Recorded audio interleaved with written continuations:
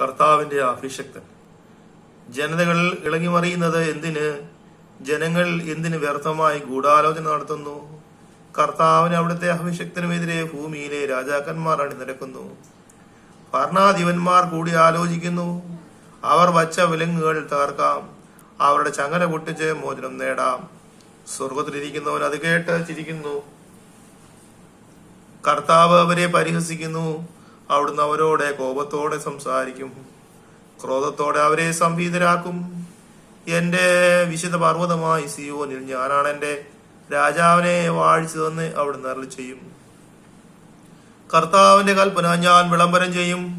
അവിടുന്ന് എന്നോട് അരുളി ചെയ്തു, നീ എന്റെ പുത്രനാണ്, ഇന്ന് ഞാൻ നിനക്ക് ജന്മം നൽകി. എന്നോട് ചോദിച്ചുകൊള്ളുക, ഞാൻ നിനക്ക് ജനതകളെ അവകാശമായി തരും. ഭൂമിയുടെ അതിരുകൾ നിനക്ക് അധീനമാക്കും. ഇരുമ്പ് തണ്ടുകൊണ്ട് നീ അവരെ തകർക്കും, മൺപാത്രത്തെ എന്ന പോലെ നീ അവരെ അടിച്ചുടയ്ക്കും. രാജാക്കന്മാരെ വിവേകമുള്ളവരായിരിക്കുവിൻ, ഭൂമിയുടെ അധിപന്മാരെ സൂക്ഷിച്ചുകൊള്ളുവിൻ. ഭയത്തോടെ കർത്താവിനെ ശുശ്രൂഷ ചെയ്യുവിൻ, വിറയലോടെ അവിടുത്തെ പാദം ചുംബിക്കുവിൻ. അല്ലെങ്കിൽ അവിടുന്ന് കോപിക്കുകയും നിങ്ങൾ വഴിയിൽ വച്ച് നശിക്കുകയും ചെയ്യും. അവിടുത്തെ കോപം ക്ഷണത്തിൽ ജ്വലിക്കുന്നു. കർത്താവിൽ ശരണം വയ്ക്കുന്നവർ ഭാഗ്യവാന്മാർ.